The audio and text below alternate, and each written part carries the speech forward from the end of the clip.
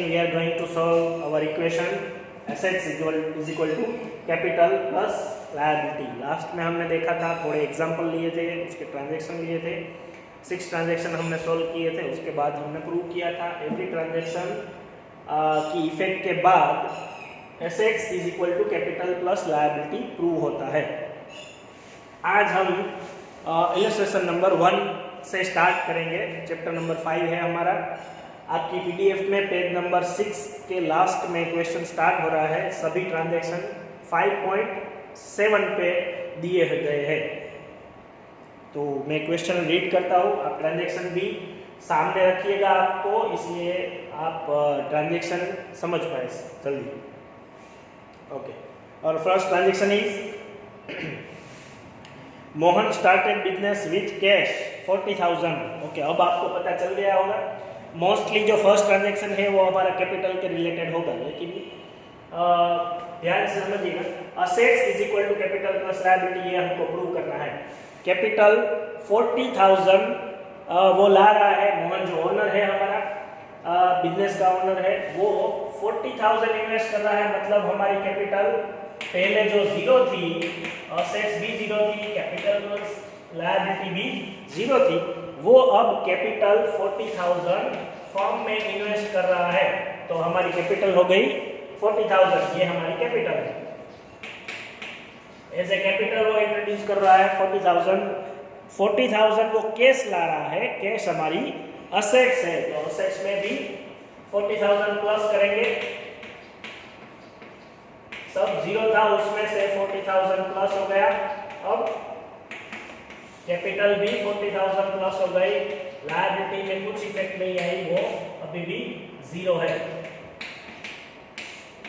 तो टोटल हमारा 40,000 for both side equal.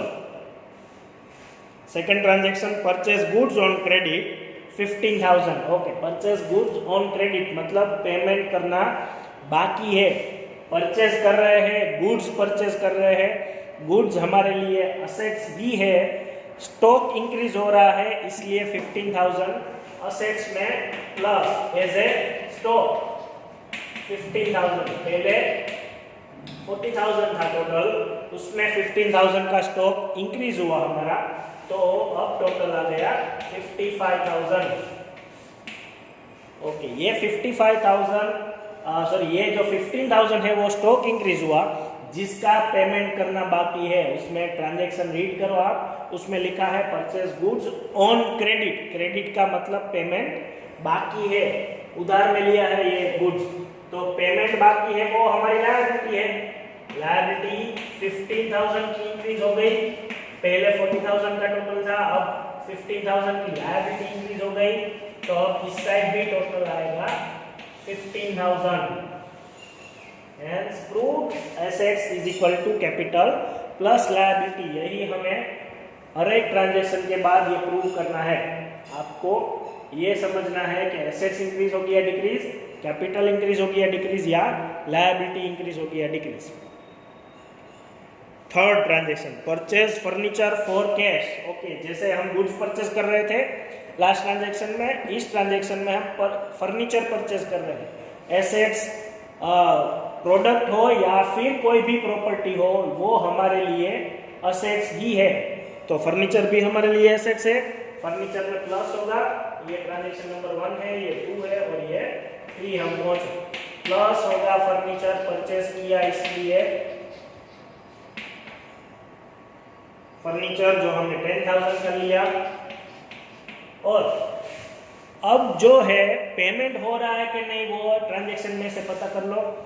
Purchase furniture for cash मतलब कैश पेमेंट हो रहा है, इमीडिएटली हमने पेमेंट कर दिया, तो हमारी कैश इंक्रीज होगी या डिक्रीज.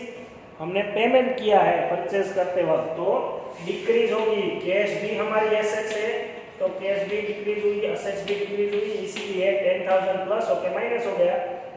टोटल वही का वही रहा 55,000.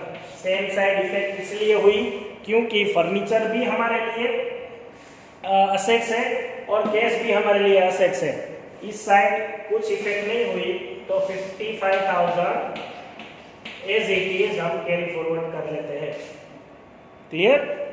Okay. Fourth paid rent 300 and salary 700। Last example पे भी यही आया था, रेंट और सैलरी दोनों हमने पे की, कैश में पे की होगी, इसीलिए कैश हमारी डिक्रीज होगी।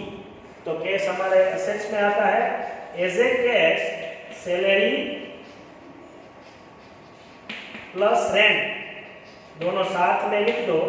तो कैश कितनी डिक्रीज हुई हमारी, 300 प्लस 700, 1000 डिक्रीज हुई, तो 54,000 टोटल। ओके, कैश हमारी जितनी डिक्रीज हुई वो एक्सपेंस की है, इसलिए सैलरी हमने पे की, रेंट हमने पे किया, तो सैलरी और रेंट दोनों हमारे लिए एक्सपेंस है, इसीलिए एक्सपेंस कैपिटल में से माइनस होगा। सैलरी रेंट 700 सैलरी है, 300 रेंट है, तो 1000 माइनस करो तो 54,000 इस साइड का भी टोटल आएगा। अगेन हमने प्रूव किया कि सैलरी माइनस हुई, कैश माइनस हुआ, इसलिए एसेट्स में से माइनस किया। कोई भी एक्सपेंस या फिर लॉस हो वो कैपिटल में से माइनस होगा। कोई भी इनकम या फिर प्रॉफिट हो तो वो कैपिटल में प्लस होगा, इसलिए इसमें एक्सपेंस हमने माइनस किया, जो कि सैलरी और रेंट दोनों है, कैपिटल में से माइनस कर दिया। ओके, अगला ट्रांजैक्शन हमारा 5th, इसके आगे ही आपको कंटिन्यू करना है।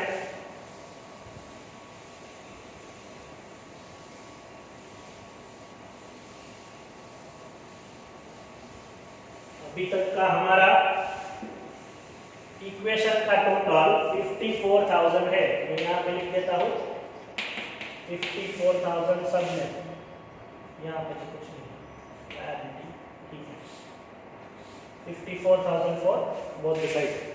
Okay, fifth transaction, sold goods costing 12,000 on credit 15,000। Goods हमने सेल किया है 12,000 का, तो स्टॉक हमारा डिक्रीज होगा। एसेट साइड, ये 5th ट्रांजैक्शन हमारा, माइनस करेंगे हम स्टॉक 12,000 का, क्योंकि हमारा स्टॉक सेल करने से डिक्रीज होगा, बिजनेस में से चला जाएगा इतना स्टॉक, तो 12,000 स्टॉक हमारा माइनस होगा, एसेट्स इतनी डिक्रीज होगी। पेमेंट हो रहा है कि नहीं हो रहा है, ऑन क्रेडिट है, हम पेमेंट रिसीव नहीं कर रहे हैं, सेल करते वक्त हमें पैसे मिलेंगे, ये जो अमाउंट है 15,000 वो हमें मिलेंगे, ये हमारे लिए रिसीवेबल है, अभी नहीं मिली तो रिसीवेबल भी हमारे लिए असेट्स ही है, तो एज ए रिसीवेबल हम प्लस करेंगे 15,000। रिसीवेबल हमारे लिए एसेट्स है, पेएबल हमारे लिए लायबिलिटी है, तो इसमें हम 15,000 का गुड्स हमने सेल किया तो 15,000 प्लस करेंगे, 12,000 का गुड्स चला गया तो वो माइनस करेंगे, अल्टीमेटली 57,000 टोटल आएगा। अब ये ट्रांजैक्शन में 12,000 का गुड्स हमने 15,000 में सेल किया तो प्रॉफिट कितना होगा, 3,000 का। कोई भी प्रॉफिट या इनकम हम कैपिटल में प्लस करेंगे, एक्सपेंस या लॉस माइनस करते हैं, इसमें हम लिखेंगे एज ए प्रॉफिट 3,000 प्लस किया, तो 57,000 इस साइड का भी टोटल। ये ट्रांजैक्शन में अगर लॉस हुआ होता तो कैपिटल में से माइनस होता, कैपिटल में प्रॉफिट है इसलिए प्लस किया 57,000 और इसमें भी 57,000 टोटल। आगे 6th ट्रांजैक्शन हमारा, पेड टू क्रेडिटर्स, क्रेडिटर्स को हमने पे किया। 6th ट्रांजैक्शन 8,500 पे किया हमने, पेड टू क्रेडिटर, हमने कैश ही पे किया होगा, 8,500 कैश हमारी एसेट से डिक्रीज होगी, तो 57,000 में से 8,500 पे कर दो आप, तो आएगा 48,500। ये हमने पे किया, कैश पे किया क्रेडिटर्स को, इसलिए कैश में से असेट्स में से माइनस हो गया, और उसके बाद क्रेडिटर्स हमारे लिए लायबिलिटी है, amount which is yet to be paid to anyone that person is called creditors. तो क्रेडिटर्स हमारे लिए एसेट, लायबिलिटी है, वो भी डिक्रीज होगी, जितने पेमेंट हमने कर दिए उतनी लायबिलिटी हमारी कम हो जाएगी। तो लायबिलिटी में से भी 8500 क्रेडिटर्स लिख के माइनस कर दो, उस साइड का भी टोटल आएगा 58,500। लायबिलिटी में से 8500 इसलिए माइनस किए क्योंकि अब इतनी लायबिलिटी हमारी कम हो गई, ये पेड हो गई इसलिए। उसके बाद 7th received interest 1500। 7th transaction received interest, हमने कैश में रिसीव किया, हमारी इनकम हुई, किसी भी चीज़ का इंटरेस्ट होगा, ये इंटरेस्ट मिल भी सकता है और पे भी करते हैं हम। तो अभी तो हमें रिसीव हुआ है इसलिए प्लस करेंगे कैश 1500। ये हमने कैश इसलिए प्लस किया क्योंकि कैश की इनकम हुई है, कैश हमारी इंक्रीज हुई है 1500 की। तो कैश इंक्रीज होते ही अब टोटल आएगा 50,000 का।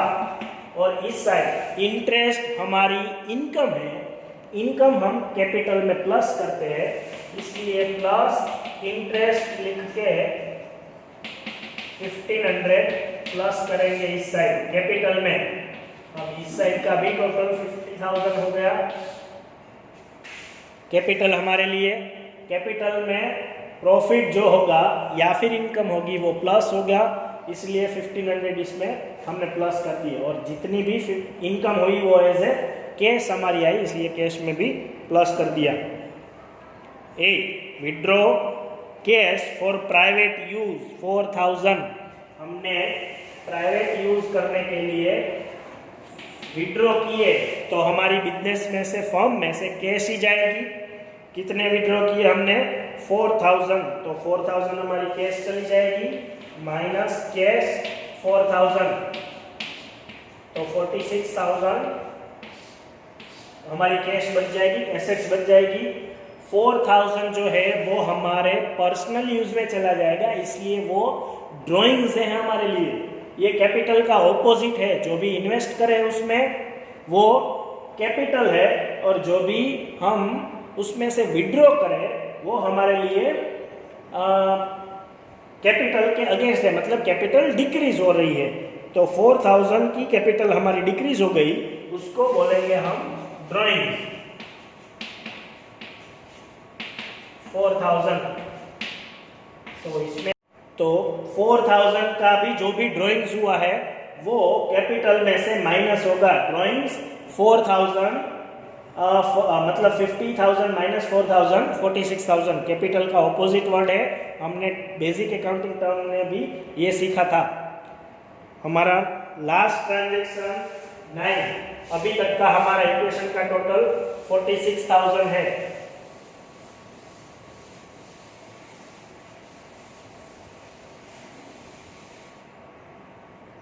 मैं यहाँ पे लिख देता हूँ 46,000।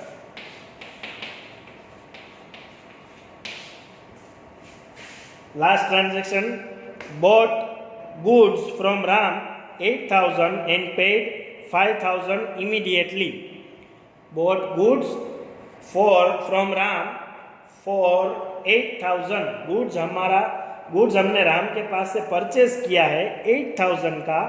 तो एसेट्स हमारी इंक्रीज होगी एज ए स्टॉक हमारा 8,000 का प्लस हुआ, तो 46,000 का टोटल था, 8,000 का स्टॉक ऐड हुआ असेट्स में, तो 54,000 टोटल आ गया। और अब हमने आगे का ट्रांजैक्शन देखो, उसमें पेड 5,000 इमीडिएटली। तो 5,000 तो हमने इमीडिएटली पे कर दी है, तो 5,000 हमारी कैश डिक्रीज हुई, कैश भी हमारी एसेट से माइनस कैश करके 5,000 डिक्रीज कर दो। तो अब हमारा इक्वेशन का टोटल है 49,000। ये जो ट्रांजैक्शन हुआ उसमें परचेज किया हमने 8,000 का और पेमेंट किया हमने 5,000 का। इसका मतलब 3,000 येट टू बी पेड, जो हमारे लिए लायबिलिटी है। 3,000 जो भी पे करना बाकी है वो हमारे लिए लायबिलिटी है। तो लायबिलिटी में हम प्लस करेंगे एज ए क्रेडिटर्स, ये हमारे लिए क्रेडिटर्स है।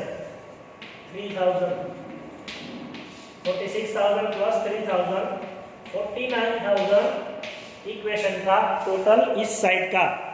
ये ट्रांजैक्शन में दो पार्ट थे। 8,000 का गुड्स परचेज किया इसलिए एसेट्स पर इंक्रीज हुई। 5,000 कैश पेमेंट कर दिया, कैश भी एसेट है इसलिए एसेट साइड से माइनस हो गया। 3,000 हमारे लिए पेमेंट करना बाकी है, जो भी अमाउंट पेमेंट करनी बाकी हो वो हम लायबिलिटी में ऐड करते हैं, इसलिए लायबिलिटी में ऐड हुआ। ये हमारा फर्स्ट इलस्ट्रेशन पूरा हुआ है। ऐसे ही आपको लिखना है, आप एग्जाम में भी ऐसे ही लिखोगे तो चलेगा, क्योंकि उसमें जो आंसर है वो पूरा बड़ा एक्सप्लेनेशन करके है, उसमें पर्टिकुलर में ट्रांजैक्शन भी लिखे हैं, उसके बाद सारे पार्ट सारी कॉलम बनाई है, स्टॉक की, कैश की, लायबिलिटी की, क्रेडिटर्स की, कैपिटल की, सैलरी की, सारी कॉलम बनाई गई है। आप सेपरेट कॉलम ना करते हुए ऐसे ही करते जाए, क्रेडिटर्स जो है जो भी आप प्लस माइनस करते हैं उसी अमाउंट के बाजू में आप लिख दीजिए कि ये हम प्लस कर रहे हैं, ये माइनस कर रहे हैं, तो आपको एक्सप्लेन करने में भी इजी रहेगा और आपको भी जल्दी समझ में आएगा। Thank you.